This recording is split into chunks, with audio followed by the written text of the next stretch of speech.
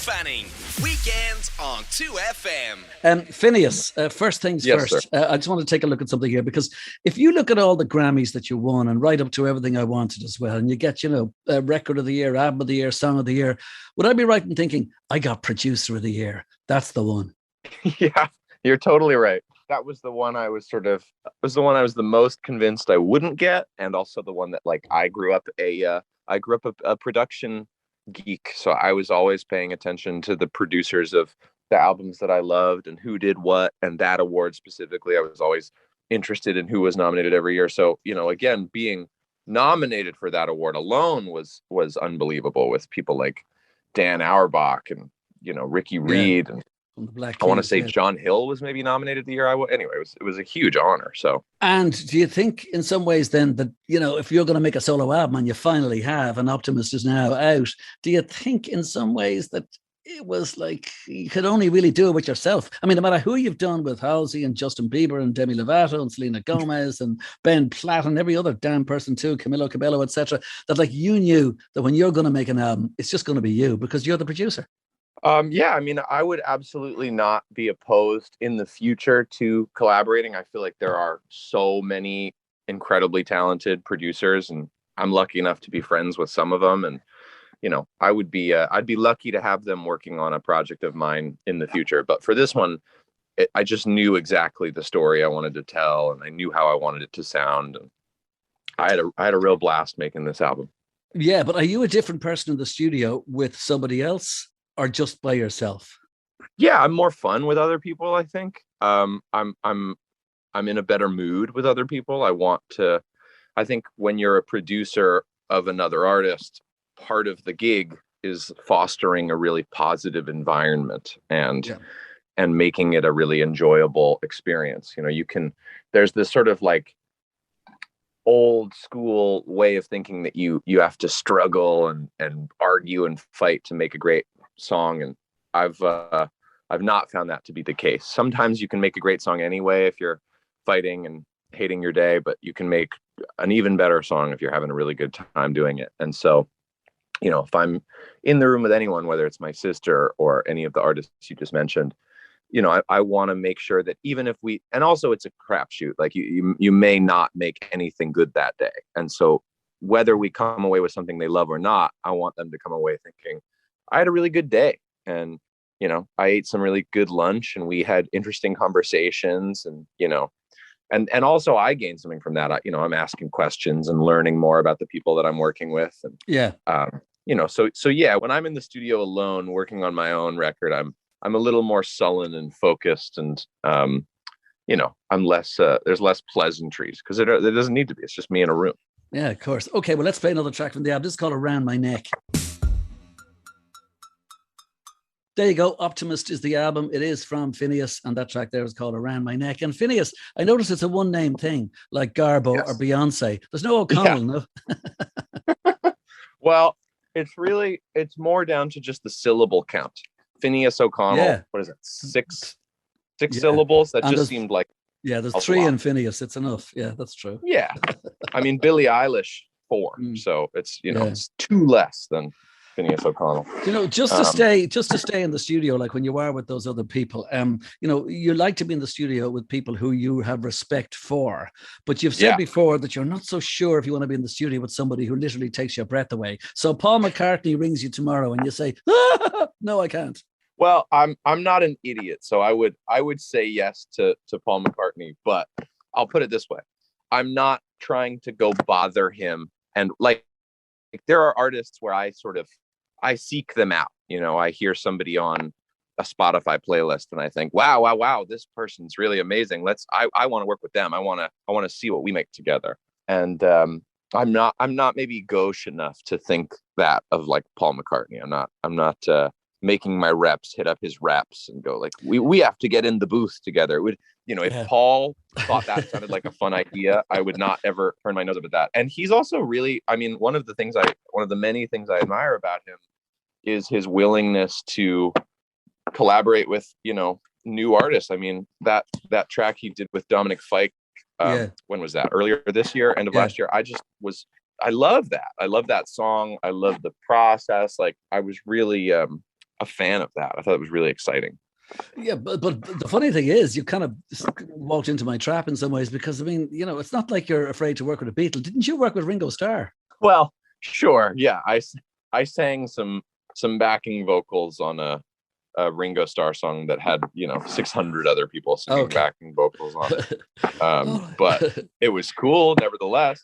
Just lyrically, I just want to take one song on the album, which is "The Kids Are All Dying," and you say, I tried saving the world, but I got bored, etc. And basically, how can you sing about love when the kids are all dying, etc.? And enough about me. Do you feel like you feel as though like there's nothing much you can do because the world is so crazy, but you can just write songs and that? And yet, the philanthropic side of the whole family, you've been delivering food to people in need, etc.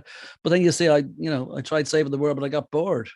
Yeah, I mean, that song in many ways is sort of a farce. I mean, that's not a direct reflection of how I feel.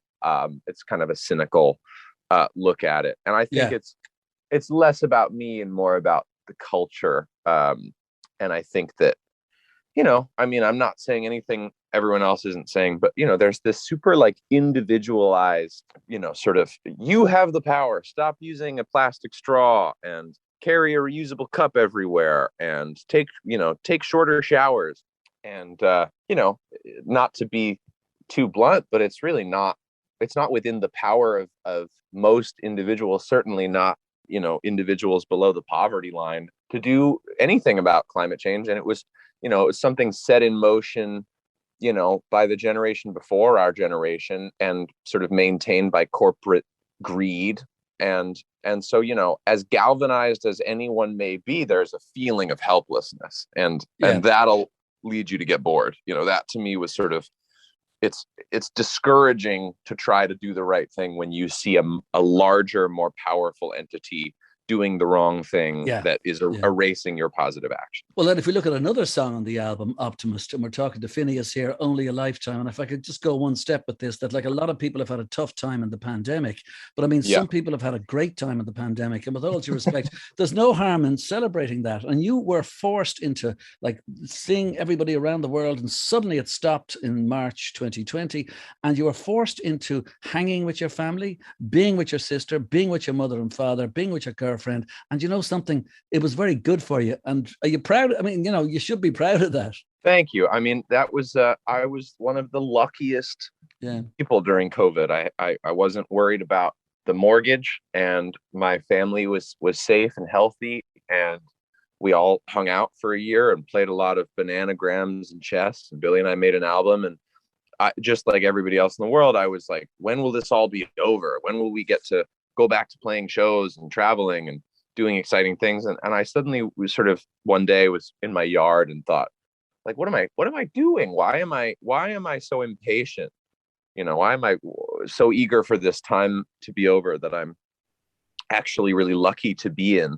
And, I mean, I don't think, unless there's another pandemic, I don't think there will ever be another period for the rest of my life where I spend as many days in a row with my girlfriend and my parents and my sister. We travel a lot, we're busy. And so I don't know, I really ultimately was like, man, I've done that my whole life. I've always taken good times for granted. It's the thing that I like the least about myself. So it was sort of a song about that and the whole rest of my life. Yeah, but you know how to give out about yourself as well, because the recent album that you made with Billy, in other words, her album from this year, Torch Songs About the Downside of Stardom, and a lot of those, you've got one too here called Happy Now.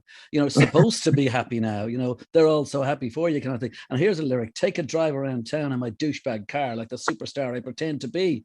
I mean, like, is it just you need to take a dig at yourself in case you start falling in and start believing the nonsense that's happened to you over the last few years? Is that it? Yes, absolutely. It's a good point. Yeah, right. Indeed. Absolutely. One other thing I want to get just outside of, just in terms of America and where we are. I mean, the UN human rights monitors have strongly condemned the state of Texas for its new anti-abortion law recently, which they say violates international law by denying women control over their bodies and endangering their lives, etc. Do you just get frustrated when you see what American politicians are capable of doing? Yeah, absolutely. It's terrifying and head shaking. And, it's crazy. We make all of these dystopian television shows like The Handmaid's Tale, and then we act on them. We live in a society that's headed toward that, and It's terrifying.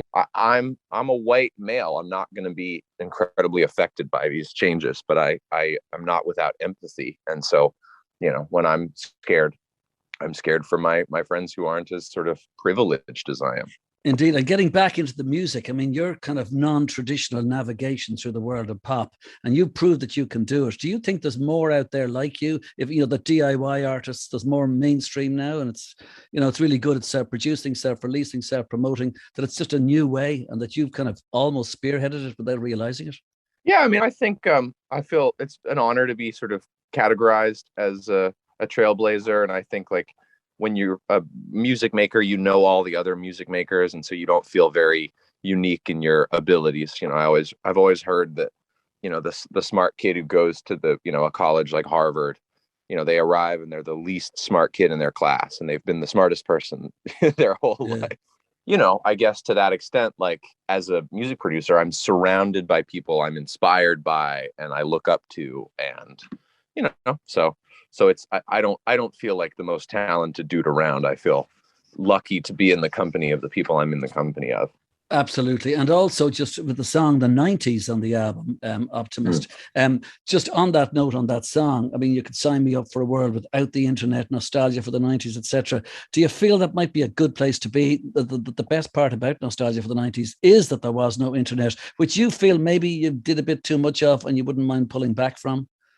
Yeah, I mean, I'm on the internet way too much, and it's something that I'd really like to. It's funny. I don't really think going cold turkey is super realistic. I don't think that cutting out the internet entirely makes any sense. It's such a communication tool now. I mean, I talk to most of my friends the most through Instagram, more than I text them, more than I call them. So I don't think I'm going to cut it out entirely, but I would love to reduce the amount I'm on the internet by, I don't know, tenfold. I'm on it way too much. And okay, as a final question, I'm going to play one more song from the album and leave it at that. But as a final question, when the whole Fanning family went and saw you in Amsterdam, and then saw you in Stockholm, and then saw you in wherever it was in Italy, there was probably less than 100 people at all the gigs. Suddenly, I mean, whatever way you look at it, it was kind of overnight in some ways. Like, I mean, I couldn't believe it either, I mean, do you remember back to those days with, the whole family living in one little travel lodge and hoping for the best for the next gig? It feels like yesterday. I mean, it was so fun. That's the real truth. It was really hard. Like, it was, we didn't have enough help on those tours. We were carrying everything ourselves, and going through airport security was a nightmare. We always had 15 bags to check because they all had our instruments and our show gear and our lights, and it was really challenging, but it was so fun. And in some ways, as the size of the audience increases, the connection decreases, and it's really easy to connect to the 100 people that are at your show. It's harder to connect to 15,000 of them. So I cherish those shows, and my tour that's coming up in the end of October is much smaller venues than Billie plays now, but they're venues that I played with her 2 years ago, and I loved playing those venues. I'm really excited to get to go back and do them again. Okay. And will you be back with her in Dublin next year when you come and play here? Oh, I mean, whenever I'm not, I have no plans of stopping touring with her. Right. Indeed. Well, listen, say hello to your mother and say hello to your sister and your father for us as well. All the Fannings say hello. Thanks a million, Phineas. Yes, sir, Dave. Thanks for taking time out of your evening to talk to me. I really appreciate it. Have a great rest of your night. Thanks very much, Phineas. See you. Good luck. Dave Fanning, weekends on 2FM.